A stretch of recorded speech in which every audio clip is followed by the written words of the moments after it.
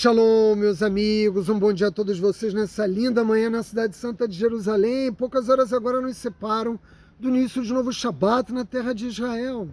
E o povo judeu no mundo todo vai fazer a leitura da nova porção semanal da Torá, que neste Shabat corresponde a Parashá Sara, a vida de Sara, mas curiosamente, a descrição narrativa da Torá nos fala da morte de Sara e de todos os esforços envidados por Abraão Avino para poder enterrá-la em Me'arat Marpelá, na tumba dos patriarcas, onde já se encontrava enterrado Adão, Rishon e sua esposa Rava. Mas eu não quero nessa manhã me deter nessa descrição da Torá tão impressionante, tão elevada. Por quê?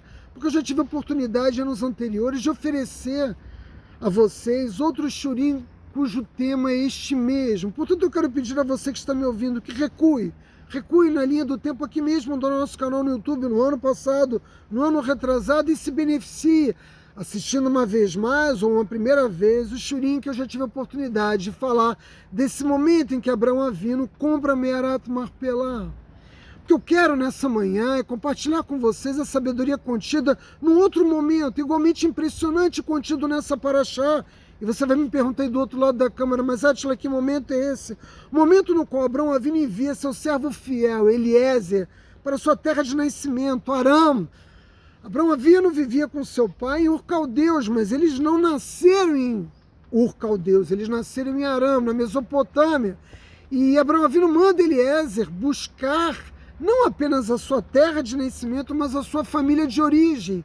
Eliezer carrega com ele uma grande tarefa: conseguir um shidur, uma esposa apropriada para Yitzhak Avino, filho de Abraão Avino, nosso segundo patriarca, uma mulher que fosse grande o suficiente para substituir Sarai Meno, que foi a nossa primeira matriarca. E Eliezer obteve êxito nessa tarefa, como nós sabemos. Ele conseguiu trazer com ele de volta Rivka, né? Que em português nós falamos Rebeca. Mas Abraão Avino havia avisado Eliezer que tinha uma filha e que desejava secretamente vê-la casada com Yitzhak Avino, que isso não era possível. Abraão Avino não queria que Yitzhak se casasse com uma mulher cananita, muito menos com uma mulher que tivesse origem num povo amaldiçoado, como era o caso de Eliezer, que era egípcio, que era descendente de Ram e não de Shem, como é o caso do nosso povo. A descrição da Torá que nos fala do momento em que Eliezer pede sinais a Hashem para que ele possa identificar de fato a mulher adequada para se casar com Yitzhak é incrivelmente bela, e eu recomendo a cada um de vocês que não perca a oportunidade de ler. Mas existe algo de ainda mais surpreendente no relato da Torá, que é o que eu quero efetivamente compartilhar com vocês nessa manhã. Enquanto Yitzhak Avino aguardava, né, Eliezer em direção a Aram buscando a sua futura esposa, ele saiu da tenda de seu pai, da casa de seu pai em Beersheba, e foi em direção ao deserto do Negev. Mas ele não foi em direção ao deserto do Negev aleatoriamente, ele foi em busca de um lugar específico, ao poço de Bel-Lahai Roi. E a Torá nos diz em Bereshit 24:62 que ali Yitzhak Avino acampou, e que ali ele viveu durante o período que ele aguardava Eliezer retornar com sua pretendida. Mas por que Yitzhak Avino fez isso? Por que ele escolheu exatamente esse lugar para fazer as orações dele ao Criador? Por que era tão importante que ele pedisse a bênção de Hashem daquele lugar? Que lugar é esse? A Torá menciona esse lugar antes. Se nós fizermos um esforço de memória, nós vamos lembrar que depois de Sara pedir que Abraão Avino retire Agar e seu filho Ismael, né, do acampamento de Abraão Avino, eles vão em direção ao deserto. Ismael se encontra doente, eles não têm água, estão à beira da morte. E uma vez que estão à beira da morte, Agar chora e faz uma oração sincera ao Criador dos mundos, pedindo salvação para ela e para o seu filho.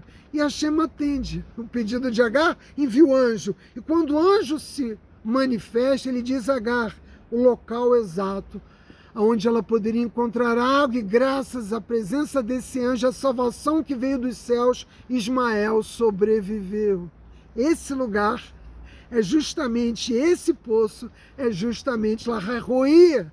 Mas por que Yitzhak Avino precisava rezar nesse lugar? Por que pedir ao Criador dos mundos um shidur justamente nesse lugar?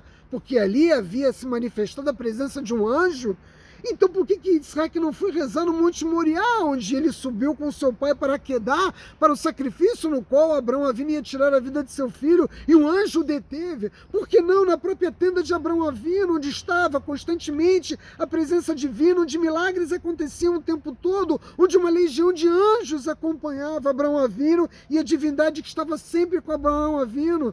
Yitzhak estava acostumado a ver milagres, ele estava acostumado a ver anjos todos os dias. Por que ele saiu da casa de Abraão Avinu para encontrar um lugar onde um anjo havia salvo a vida de Agar e Ismael?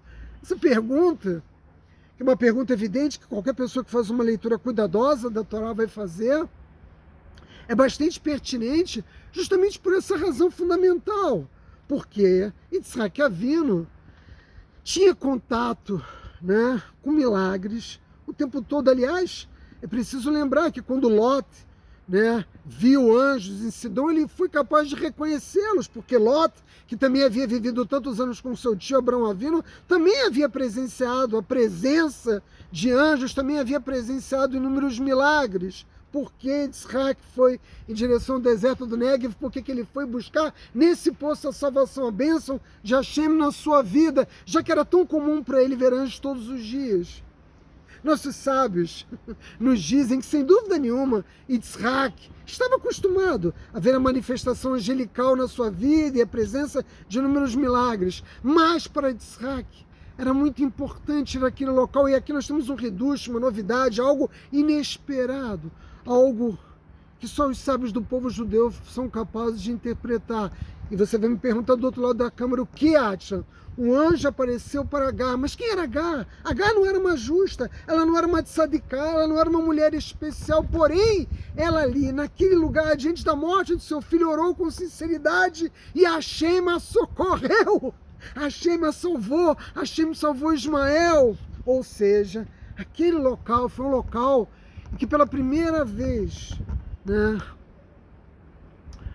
um anjo se manifestou trazendo salvação para uma mulher que não possuía um nível tão elevado de santidade, por uma mulher que havia cometido erros no passado, por uma mulher que não era considerada uma mulher especial, nem na história do povo judeu, nem da história universal, o que indica claramente a lição mais importante de todas aqui, que não importa quem você é, qual é o nível de santidade, os erros que você veio cometido no passado, não importa quem eu sou, Hashem ouve as tefilot do mundo todo, Hashem nos escuta independentemente da posição em que nós nos encontramos, e essa foi, né, a compreensão que Yitzhak Avinu teve. Se naquele lugar, mesmo uma mulher como Agar obteve a salvação vinda dos céus, certamente ele também poderia obter. Se a Kadosh Baruch Hu ouve a todos nós, independentemente da nossa origem, e ele escuta as nossas orações, desde que elas sejam orações sinceras que despertam a misericórdia do Criador, ao ponto de enviar um anjo Agar a salvar a vida deles, alguém que inclusive no futuro se tornaria inimigo do povo judeu. Era preciso voltar a esse lugar e aprender esta lição, a lição de que Hashem escuta todos nós, desde que você faça a oração sincera. Portanto, se você não é judeu, tem o mau hábito de abrir um sidur judaico, que é uma transgressão da Torá, e papaguear orações feitas para os judeus, não faça isso, porque tanto para nós judeus como para os não judeus, a oração mais valiosa é a que nasce do coração, é aquela sincera que busca uma aproximação do Criador. Hashem quer se aproximar de todos nós, mas ele vai se aproximar daqueles que fazem tefilot com kavaná, com intenção, com desejo verdadeiro dessa aproximação. Hashem está próximo e traz salvação para todos aqueles que o chamam, meus amigos. Shabbat Shalom.